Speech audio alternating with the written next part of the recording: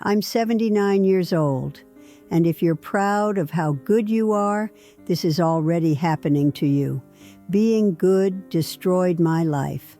Not bad, good. You've been told your entire life that being a good person, being responsible, being agreeable, being liked, that these things will protect you, that if you just follow the rules and make everyone comfortable, you'll be safe, you'll be happy. That is a lie designed to keep you quiet while your life disappears. I was raised to be good, not smart, not free. Good. Good meant quiet. It meant agreeable. It meant never causing problems, never asking for too much, never making anyone uncomfortable with your needs or your anger or your opinions. When I got upset, I was dramatic. When I stated a preference, I was difficult. When I said no, I was selfish. So I stopped. I learned to smile when I didn't feel like smiling. I learned to say yes when I meant no. I learned to apologize for things I didn't do just to make the tension go away, and people loved me for it. She's so easy. She never complains.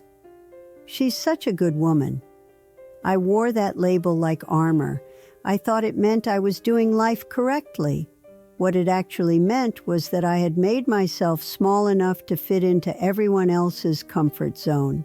And I stayed there. For 60 years. I worked full-time and came home to a second shift. Dinner, laundry, homework. I managed everyone's emotions, everyone's schedule, everyone's disappointments. And when I was exhausted, when I wanted to say, I can't do this today, I swallowed it, because good women don't complain. My husband didn't ask if I was okay. My children didn't notice I was tired. My coworkers didn't see me staying late to fix their mistakes. Why would they? I made it look easy, and the whole time I told myself I was building something, a life, a family, a reputation. What I was actually doing was erasing myself one silent yes at a time. I was 73 when my body gave me a warning I could not ignore. I collapsed in my kitchen. No one was home. I was conscious, but I couldn't move my left arm. My chest felt like it was being crushed. The room tilted, and the refrigerator hum was the only sound in the house. I thought, this is it. And the first thing I felt wasn't fear, it was relief. Not because I wanted to die, but because for the first time in decades, I had permission to stop. I was in the hospital for 4 days. The doctors said it was stress-induced angina, not a heart attack, but close. My body had been screaming at me for years, and I had ignored it because I had things to do, people to take care of, responsibilities I couldn't let go of. Lying in that hospital bed, I started adding it up. 60 years of putting everyone else first. 60 years of swallowing my frustration to keep the peace. 60 years of being the one who adjusted, who compromised, who stayed quiet so no one else had to feel uncomfortable. And where had it gotten me? Alone in a hospital bed, with a heart that was physically breaking under the weight of decades of silent resentment. No one visited the first day. My husband called once. My daughter texted to ask if I needed anything from the house. They weren't cruel. They just didn't think it was serious, because I trained them to believe I could bleed quietly, because I had spent 60 years proving I could handle everything. So when I finally broke, they didn't believe it. That's when I understood. Being good hadn't protected me. It had made me invisible. Here's the lie you are living right now, whether you know it or not. I have time. You think that once things settle down, once the kids are older, once work slows down, once your partner is less stressed, once your parents don't need as much help, then you'll have space to breathe, to rest, to live for yourself. That moment doesn't come. What happens instead is this: the goalposts move. You tell yourself you'll set boundaries after this project, after this semester, After the holidays, after the wedding, after the baby, after retirement, and then decades pass, and you realize you've been waiting for permission that no one was ever going to give you because the people in your life didn't need you to be happy. They needed you to be useful. And you were so good at being useful that they never had to ask if you were okay. I spent 60 years believing that if I just kept giving, kept sacrificing, kept being the reliable one, eventually it would be my turn. It was never going to be my turn because good women don't have turns. They have responsibilities. You know what no one tells you? The calendar doesn't care if you're ready. Time doesn't wait until you feel brave enough to take up space. Every year you spend performing goodness for people who don't even notice is a year you will never get back, and you can't make up for lost decades by finally speaking up at 75. By then, everyone is used to your silence, and when you finally try to use your voice, they look at you like you've lost your mind. I had a friend, Margaret. She died 3 years ago at 81. Margaret was the perfect wife, the perfect mother, the perfect neighbor.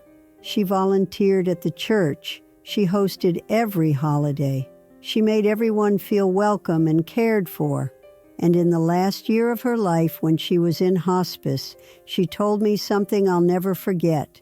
She said, "I don't think I ever made a single choice for myself. Not one. Not what she studied, not where she lived, not how she spent her time. Every decision had been filtered through someone else's needs or someone else's approval. And now she was dying, and she didn't even know who she was underneath all that goodness. She said, "I thought being good would make me happy, but I don't think I've been happy since I was a child." Margaret had done everything right, and she died without ever knowing what her own life could have felt like if she'd been willing to disappoint people. And if you think this won't be you, ask yourself when the last time was that you made a decision without explaining it to someone. I have another friend who finally divorced her husband at 67. After 40 years, people acted like she was being selfish, like she was throwing away a perfectly fine marriage just because she wasn't fulfilled. But you know what she told me? She said, "I spent 40 years being his emotional support system. And the one time I asked him to listen to me, really listen, he told me I was being dramatic." She said, "I stayed because I thought being good meant staying. But all it meant was that I wasted the best years of my life with someone who didn't actually see me." That's what good buys you. A lifetime of being called dramatic the moment you finally speak. These aren't rare stories. This is what happens when you build your entire identity around being low maintenance, around being the one who doesn't complain, around being so good that no one has to worry about you.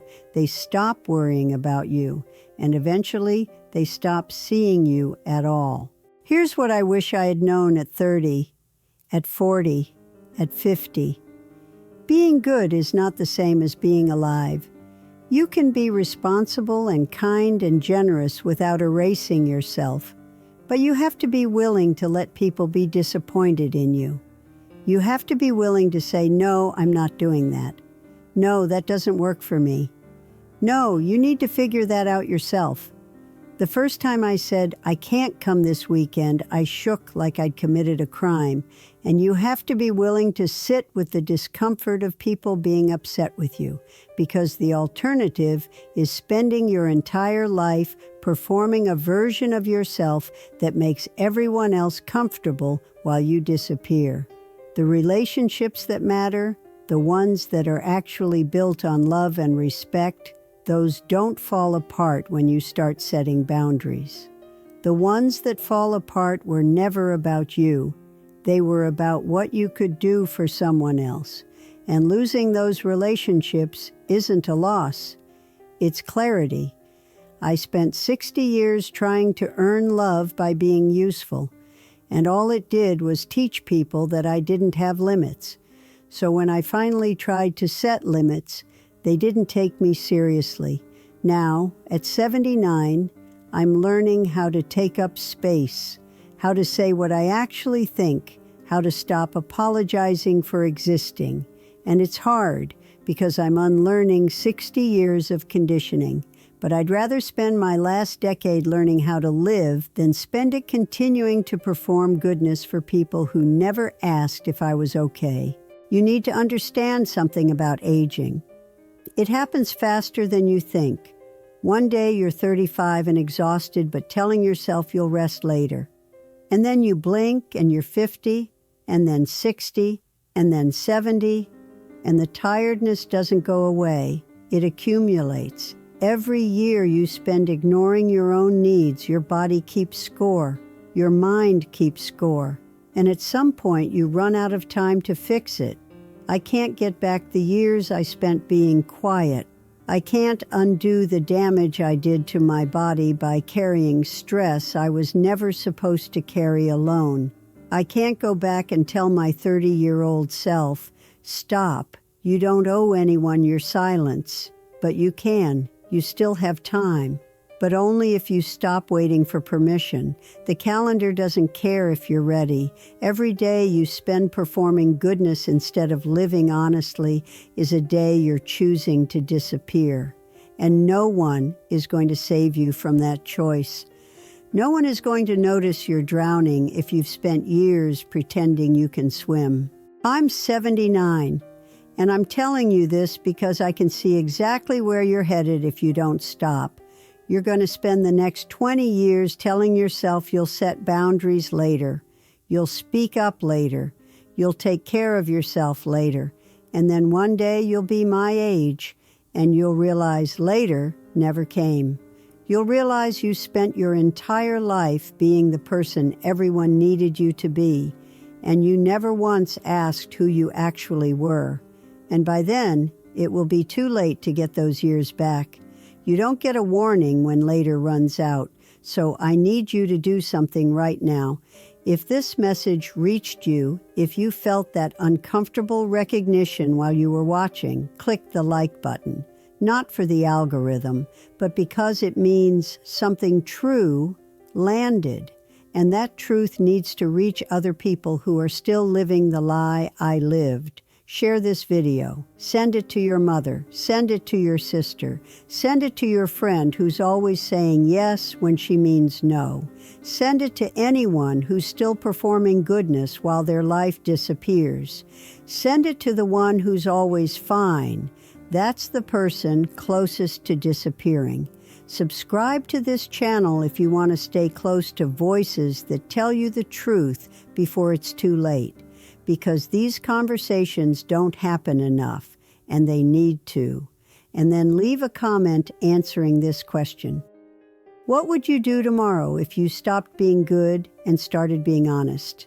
Think about that. Because the answer to that question is the life you're not living. This message isn't for me. I already ran out of time. This message is for you, while you still have a choice.